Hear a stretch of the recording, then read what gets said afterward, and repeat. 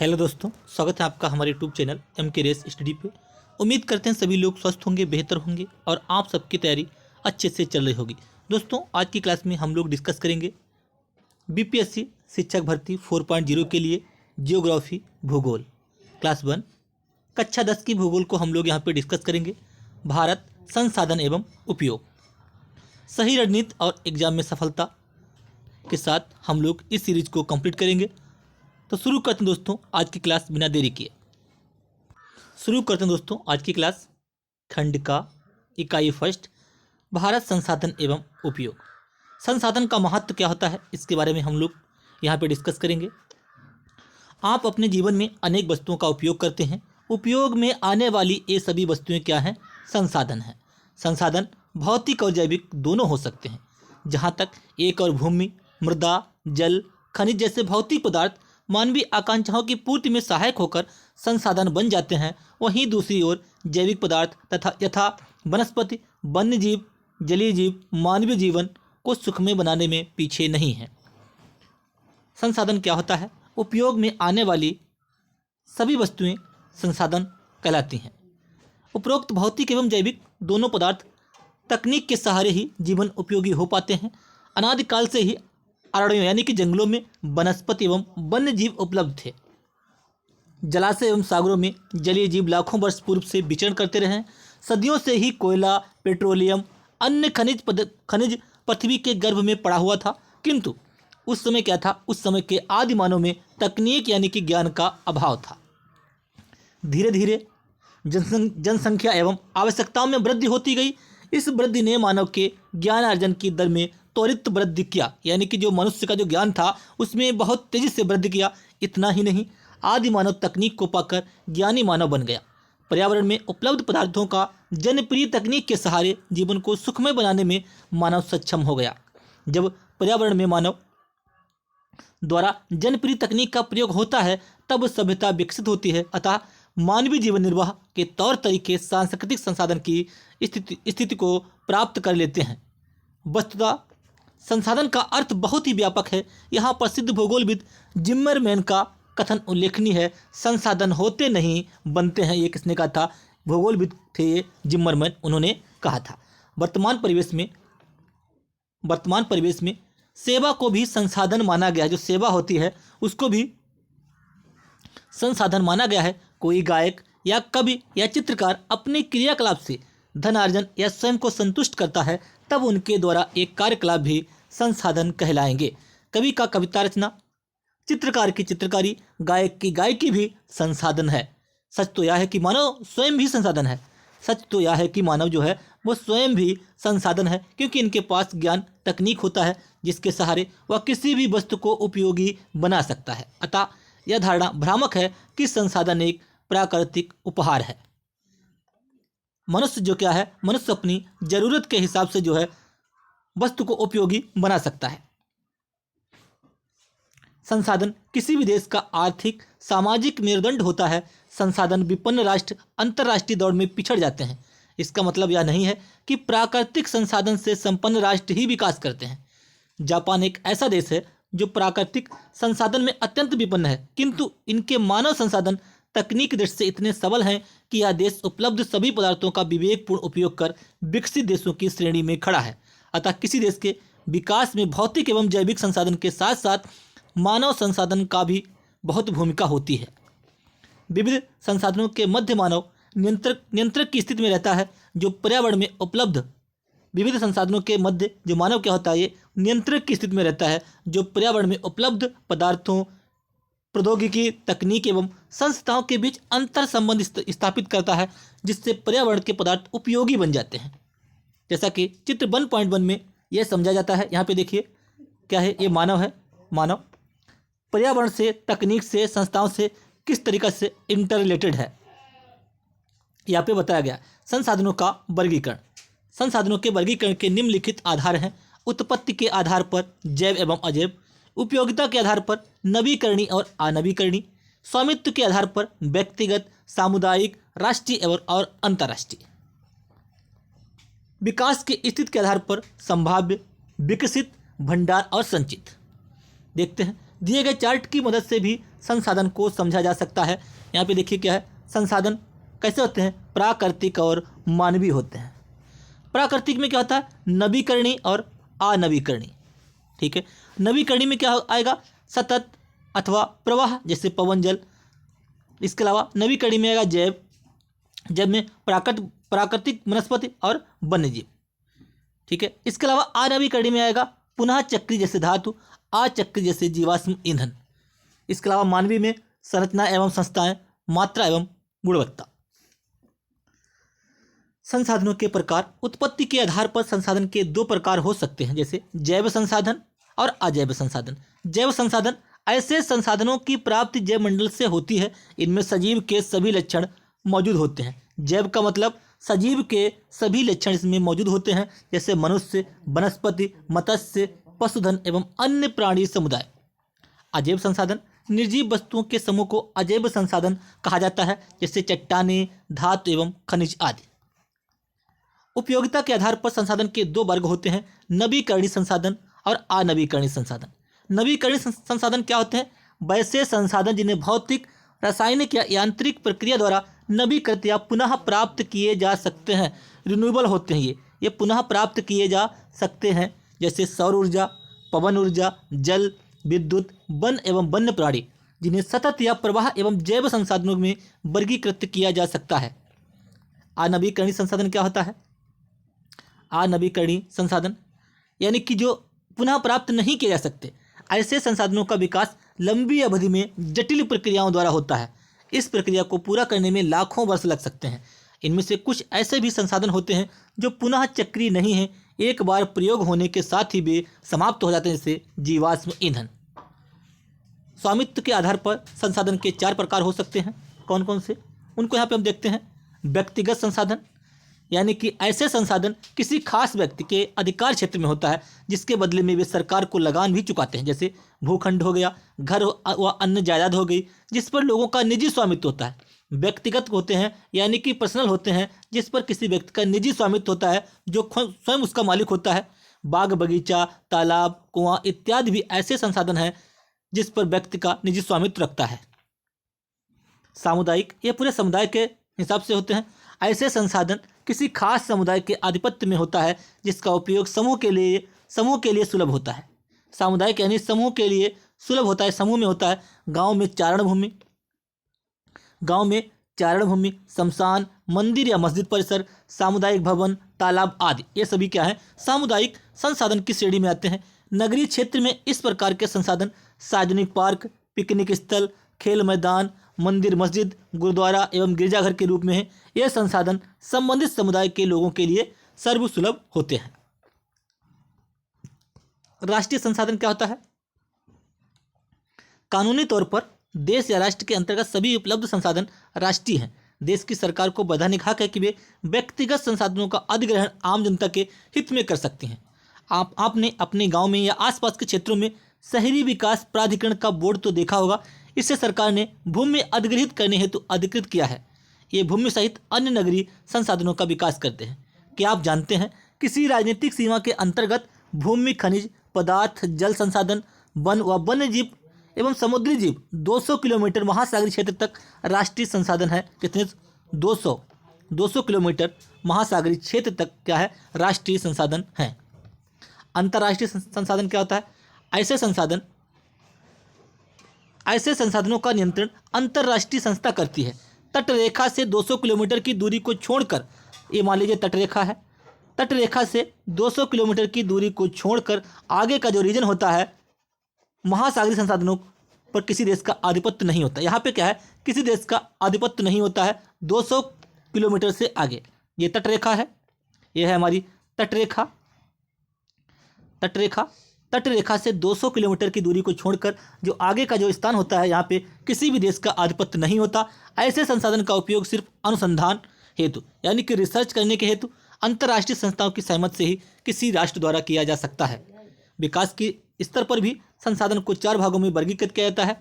संभावित संसाधन, ऐसे संसाधन जो किसी क्षेत्र विशेष में मौजूद होते हैं, जिसे उपयोग में लाए जाने की संभावना रहती है, इसका उपयोग अभी तक नहीं किया गया, जैसे हिमालय क्षेत्र का खनिज, जिसका उत्खनन अधिक गहराई में होने के कारण दुर्गम एवं महंगा है। उसी प्रकार राजस्थान एवं गुजरात क्षेत्र में पवन और सौर ऊर्जा की असीम संभावनाएं हैं, परंतु अभी तक इनका सही रूप से विकास नहीं हो पाया है। क्या आप जानते हैं गुजरात के भुज में सौर ऊर्जा का आधुनिक उपकरण बड़े स्तर पर लगाया जा रहा है। यहाँ पे देखते हैं पॉइंट, विकसित संसाधन, ऐसे संसाधन जिनका सर्वेक्षण उपरांत उपयोग हेतु मात्रा एवं गुणवत्ता का निर्धारण हो चुका है। पूर्व में भी यह बताया जा चुका है कि संसाधनों का विकास तकनीक और उनकी संभाव्यता पर निर्भर है। अगला देखते हैं यहाँ पे पॉइंट,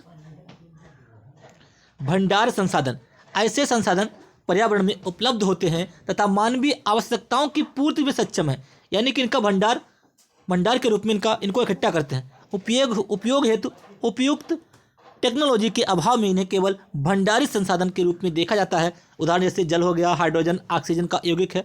जल क्या है? जल जो है हाइड्रोजन और ऑक्सीजन का यौगिक है, जिसमें ऊर्जा उत्पादन की असीम क्षमता छिपी हुई है, लेकिन उच्च तकनीक के अभाव में ऐसे संसाधनों का उपयोग नहीं कर पा रहे हैं।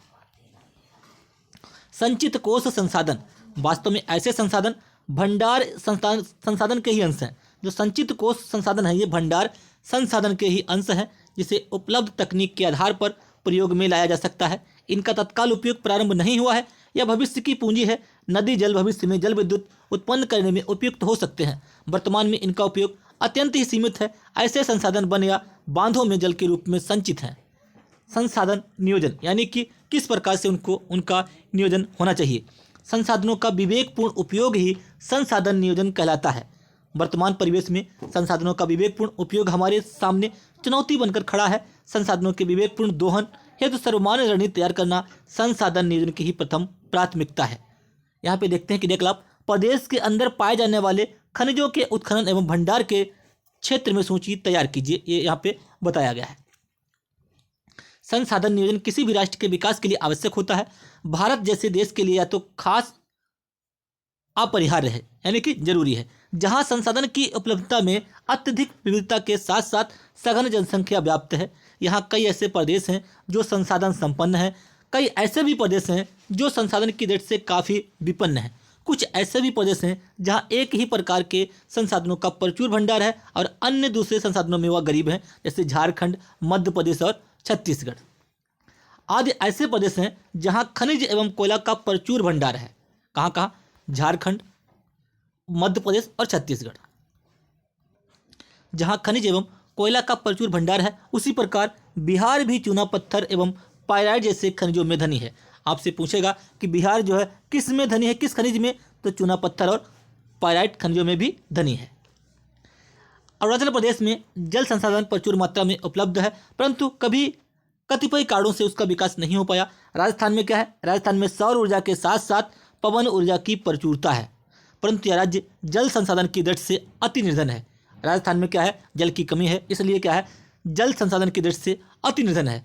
भारत के अंतर्गत लद्दाख जैसे क्षेत्र भी हैं जो शीत मरुस्थल के रूप में अन्य भागों में अलग थलग हो गया है, लेकिन यह प्रदेश सांस्कृतिक विरासत का धनी है। यहाँ जल, महत्वपूर्ण खनिज एवं मौलिक अवसंरचना में बहुत कमी है। अतः राष्ट्रीय, प्रांतीय एवं अन्य स्थानीय स्तरों पर संसाधनों के समायोजन एवं संतुलन के लिए संसाधन नियोजन की अनिवार्य आवश्यकता है।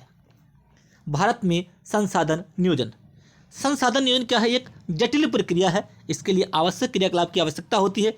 ये क्रियाकलाप संसाधन नियोजन के सोपान होते हैं। इन सोपानों के सहारे किसी देश के उपलब्ध संसाधन का सदुपयोग, यानी कि अच्छी तरीके से उपयोग कर उस देश की उन्नति का मार्ग प्रशस्त किया जा सकता है।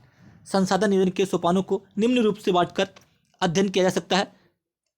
पॉइंट का, देश के विभिन्न प्रदेशों में संसाधनों की पहचान कराने के लिए सर्वेक्षण करना, सर्वेक्षण के बाद मानचित्र तैयार करना एवं संसाधनों का गुणात्मक एवं मात्रात्मक आधार पर मापन एवं आकलन करना। पॉइंट का, संसाधन विकास परियोजनाओं को मूर्त रूप देने के लिए उपयुक्त टेक्नोलॉजी, कौशल एवं संस्थागत नियोजन की रूपरेखा तैयार करना। राष्ट्रीय विकास योजना एवं संसाधन विकास योजना के मध्य समन्वय स्थापित करना है। हमारे देश में स्वतंत्रता प्राप्ति के बाद से ही संसाधन नियोजन के लक्षित उद्देश्यों को हासिल करने का प्रयास किया जा रहा है। हमारे देश में जो क्या है, आज़ादी प्राप्त के बाद से ही संसाधन नियोजन के लक्षित उद्देश्यों को हासिल करने का प्रयास किया जा रहा है। इस संदर्भ में भारत सरकार प्रथम पंचवर्षीय योजना से ही प्रयासरत है। प्रथम पंचवर्षीय योजना की शुरुआत हुई थी 1951 से 56 तक। किसी भी इकाई पर विश्वास हेतु, किसी भी इकाई पर विकास हेतु संसाधन एक आवश्यक शर्त है, किंतु टेक्नोलॉजी एवं संस्थानों, प्रौद्योगिकी एवं संस्थानों में वांछित परिवर्तन के अभाव में केवल संसाधनों की उपलब्धता से विकास संभव नहीं है। आज भी हमारे देश में ऐसे कई राज्य हैं जहां संसाधन की प्रचुरता के बाद भी आर्थिक रूप से पिछड़े राज्य में इनकी गणना की जाती है। इसके विपरीत कुछ ऐसे भी राज्य हैं जो संसाधन के अभाव में भी आर्थिक रूप से विकसित हैं। संसाधनों का संरक्षण क्या होता है? सभ्यता एवं संस्कृति के विकास में संसाधनों की अहम भूमिका होती है, किंतु संसाधनों का अविवेकपूर्ण या अतिशय उपयोग विविध प्रकार के सामाजिक, आर्थिक, सांस्कृतिक एवं पर्यावरणीय समस्याओं को जन्म देते हैं। इन समस्याओं के समाधान हेतु विभिन्न स्तरों पर संरक्षण की आवश्यकता है। संसाधनों का नियोजित एवं विवेकपूर्ण उपयोग ही संरक्षण कहलाता है। प्राचीन काल से ही संसाधनों का संरक्षण समाज सुधारकों, नेताओं, चिंतकों एवं पर्यावरणविदों के लिए एक चिंतनीय ज्वलंत विषय रहा है। इस संदर्भ में महान दार्शनिक एवं चिंतक महात्मा गांधी के विचार प्रासंगिक हैं। उन्होंने क्या कहा? महात्मा गांधी ने, हमारे पास पेट भरने के लिए बहुत कुछ है, लेकिन पेटी भरने के लिए कुछ नहीं। डायरेक्ट सेंटेंस आपसे पूछा जा सकता है, ये किसने कहा? मेधा पाटेकर का नर्मदा बचाओ अभियान किसने चलाया था? मेधा पाटेकर ने। सुंदरलाल बहुगुणा का चिपको आंदोलन किसका? सुंदरलाल बहुगुणा का चिपको आंदोलन डायरेक्ट आपसे पूछा जा सकता है। एवं संदीप पांडे द्वारा वर्षा जल संचय कर कृषि भूमि का विस्तार संसाधन संरक्षण की दिशा में अत्यंत सराहनीय कदम है। गांधी जी जैसे कई चिंतकों का मानना है कि मानव का स्वार्थी और लालची प्रवृत्ति तथा अत्याधुनिक तकनीक की शोषात्मक क्रियाकलाप संसाधन के तीव्रतम ह्रास के लिए मजबूर कर देता है। गांधी जी मशीन द्वारा उत्पादन के घोर विरोधी थे। क्या थे गांधी जी? मशीन द्वारा उत्पादन के घोर विरोधी थे। वे बड़े जनसमुदाय द्वारा उत्पादों के उत्पादन में के समर्थक थे, जिससे एक बड़ी आबादी को बेरोजगारी जैसे सामाजिक कोड़ से बचाया जा सके। उनका मानना था कि इस प्रक्रिया में श्रमिकों में कार्यदक्षता के विकास में वृद्धि होगी और संसाधनों के विदोहन पर भी विराम लग सकेगा। मानव एवं, क्या आप जानते हैं, यहाँ पे पूछा गया है, मानव एवं विकास तकनीक, मानव एवं विकास की शोषणात्मक, मानव एवं तकनीक की शोषणात्मक दोहन प्रवृत्ति डाकुओं की अर्थव्यवस्था यानी कि रावर्स इकोनॉमी कहा जाता है उसको। संसाधन के संरक्षण हेतु अंतर्राष्ट्रीय स्तर पर अनेक सम्मेलन हुए। सर्वप्रथम 1968 ईस्वी में क्लब ऑफ रोम ने इसकी वकालत की थी। संसाधन के संरक्षण हेतु अंतर्राष्ट्रीय स्तर पर अनेक सम्मेलन हुए। सर्वप्रथम 1968 में क्लब ऑफ रोम ने इसकी वकालत की थी। ये क्वेश्चन आपका पूछा गया था संसाधन का संरक्षण का, वो 1968 में। बीपीएससी TRE 3 में यहाँ से क्वेश्चन बना था 1968। संसाधन के संरक्षण हेतु अंतर्राष्ट्रीय स्तर पर अनेक सम्मेलन हुए। सर्वप्रथम 1968 ईस्वी में क्लब ऑफ रोम ने इसकी वकालत की थी। 1974 ईस्वी में सुमशेर की पुस्तक स्मॉल इज ब्यूटीफुल, किसकी पुस्तक? सुमशेर की, क्या नाम है? स्मॉल इज ब्यूटीफुल में इससे संबंधित गांधी जी के विचार प्रकाशित हुए। ब्रंटलैंड आयोग द्वारा प्रस्तुत 1987 का प्रतिवेदन भी संसाधन संरक्षण के संबंध में विश्व जगत की दृष्टि खोलने में कारगर सिद्ध हुआ। अगर आपसे पूछा जाए ब्रंटलैंड आयोग 1987, डायरेक्ट याद रखिएगा। यहाँ पे देखते हैं क्या आप जानते हैं। पर्यावरण संरक्षण है तो सर्वप्रथम स्टॉकहोम में विश्व शिखर सम्मेलन 1972 ईस्वी में आयोजित हुआ था। इसी सम्मेलन के पश्चात प्रतिवर्ष 5 जून को पर्यावरण दिवस के रूप में मनाया जाता है। 5 जून को स्टॉकहोम सम्मेलन 1972। सुमशेर की पुस्तक क्या थी? स्मॉल इज ब्यूटीफुल में इससे संबंधित गांधी जी के विचार प्रकाशित हुए।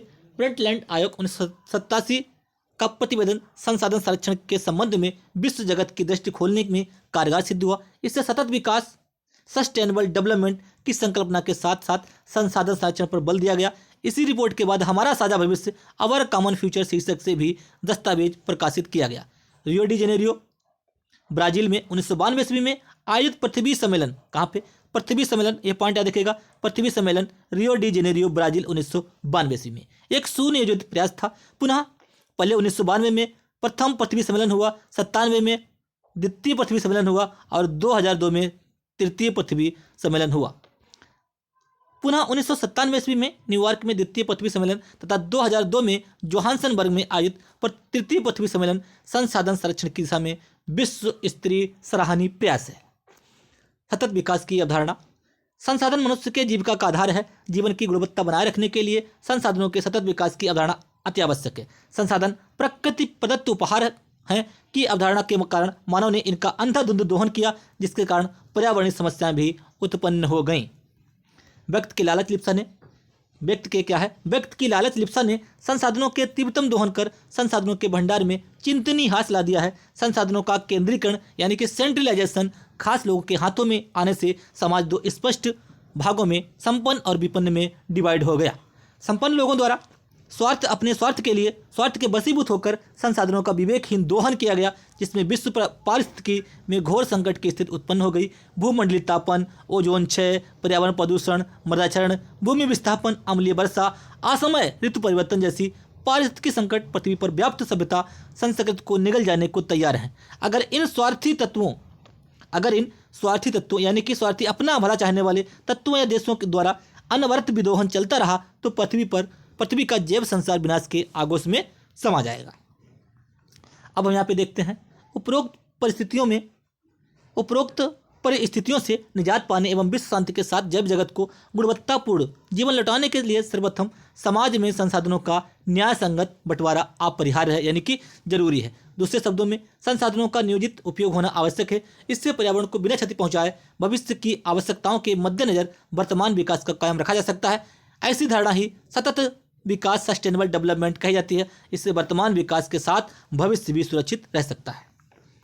याद रखने योग्य तथ्य कौन से हैं? प्रथम पृथ्वी शिखर सम्मेलन कब हुआ था? 3 से 14 जून 1992 ईस्वी को रियो डी जेनेरियो ब्राजील में हुआ था, जिसमें विकसित एवं विकासशील देशों के लगभग 178 प्रतिनिधियों ने भाग लिया था। कितने? 178 प्रतिनिधियों ने इसमें भाग लिया था। इस सम्मेलन में ग्लोबल वार्मिंग एवं वन संरक्षण एवं जैव विविधता कार्यक्रम 21 एवं रियो घोषणा पत्र पर समझौता किए गए। अब देखते हैं यहाँ पे कार्यक्रम 21 क्या है। कार्यक्रम यानी कि एजेंडा 21 संयुक्त राष्ट्र पर्यावरण एवं विकास UNCED के तत्वाधान में रियो डी जेनेरियो सम्मेलन में राष्ट्र अध्यक्षों द्वारा स्वीकृत 800 पृष्ठीय एक घोषणा पत्र है। कार्यक्रम एजेंडा क्या है? ये 800 पृष्ठ का क्या है? एक घोषणा पत्र है। 800 पृष्ठ का एक क्या है? एक घोषणा पत्र है। रियो डी जेनेरियो में सम्मेलन में इसको राष्ट्र अध्यक्षों द्वारा स्वीकृत किया गया था, जिसमें सतत विकास को प्राप्त करने के लिए 21 कार्यक्रम को स्वीकृत किया गया। इसलिए इसे एजेंडा 21 को गठित करने हेतु सभी देशों को निर्देश दिए गए थे तथा इस पर होने वाले खर्च के बहाने हेतु विश्व पर्यावरण कोष की स्थापना की गई। दूसरा पृथ्वी सम्मेलन कब हुआ? 23 से 27 जून 1997 को। पहला कब हुआ? पहला हुआ है हमारा 3 से 14 जून। पहला हुआ 3 से 14 जून और दूसरा हुआ 23 से 27 जून। द्वितीय पृथ्वी सम्मेलन 1997 को न्यूयॉर्क में प्रथम सम्मेलन के मूल्यांकन के लिए 5 वर्ष बाद, पहला हुआ 1992 में, दूसरा हुआ 1997 में। पहला हुआ 3 से 4 जून और ये हुआ 23 से 27 जून दूसरा वाला। 5 वर्ष बाद हुआ, इसलिए इसे +5 सम्मेलन भी कहा जाता है। किसको? द्वितीय पृथ्वी सम्मेलन को। क्योटो सम्मेलन क्या है? दिसंबर 1997 में पृथ्वी की ग्लोबल वार्मिंग से बचाने के लिए, ग्लोबल वार्मिंग क्या होता है? टेम्परेचर का अधिक बढ़ना क्या कहलाता है? Global warming. जापान के क्योटो में दिसंबर 1997 में पृथ्वी के ग्लोबल वार्मिंग से बचाने के लिए जापान के क्योटो में सम्मेलन आयोजित हुए, जिसमें 159 देशों ने भाग लिया। इसमें 6 गैसें CO2, मीथेन, N2O, HFC एवं फ्लोरोकार्बन सल्फर हेक्साक्लोराइड को ग्लोबल वार्मिंग के लिए जिम्मेदार मानते हुए इसके उपयोग में कटौती की सहमत बनी। जहां यूरोपीय संघ ग्रीन हाउस गैसों के उत्सर्जन में 8%, संयुक्त राज्य अमेरिका 7%, जापान 6% की कटौती पर सहमत हुए।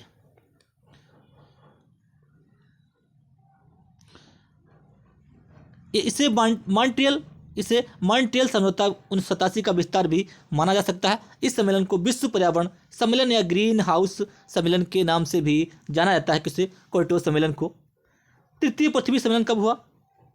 10 वर्ष बाद, यानी कि जो प्रथम पृथ्वी सम्मेलन हुआ था 1992 में, उसके 10 वर्ष बाद जो है तृतीय पृथ्वी सम्मेलन हुआ 26 अगस्त से 4 सितंबर 2002 को। कहाँ पे? जोहान्सबर्ग, ये अफ्रीका में पड़ता है, साउथ अफ्रीका में हुआ। इस सम्मेलन में पर्यावरण संबंधी 150 धाराओं पर विश्व स्तरीय सहमत तैयार करना था। इस सम्मेलन का कोई परिणाम नहीं निकल सका। इस सम्मेलन में विश्व के विभिन्न देशों से लगभग 2000 प्रतिनिधियों ने भाग लिया था तृतीय पृथ्वी सम्मेलन में। अब हम यहाँ पे देखते हैं अभ्यास प्रश्न कि हमने अब तक कितना सीखा। वस्तुनिष्ठ यानी कि ऑब्जेक्टिव क्वेश्चन, कोयला किस प्रकार का संसाधन है? नवीकरणीय, नवीकरणीय, जैव या अजैव। जैव संसाधन क्या होते हैं? जिसमें जान होती है, जो जीवित होते हैं। अजैव क्या होता है? जिसमें जान नहीं, जो अजीवित होते हैं। नवीकरणीय क्या होता है? ये रिन्यूएबल होते हैं यानी कि पुनः प्राप्त करने योग्य होते हैं। ये अनवीकरणीय यानी कि जो दोबारा से रिन्यू नहीं होते हैं, उन्हें कहते हैं अनवीकरणीय। कोयला किस प्रकार का? कोयला अनवीकरणीय संसाधन है। सौर ऊर्जा निम्नलिखित में से कौन सा संसाधन है? सौर ऊर्जा कैसा है? ये कैसा है? पुनः पूर्ति योग्य। कैसा है? पुनः पूर्ति योग्य है। अगला क्वेश्चन, तटरेखा से कितने किलोमीटर क्षेत्र सीमा अपवर्जक आर्थिक क्षेत्र कहलाती है? 200 नॉटिकल मील।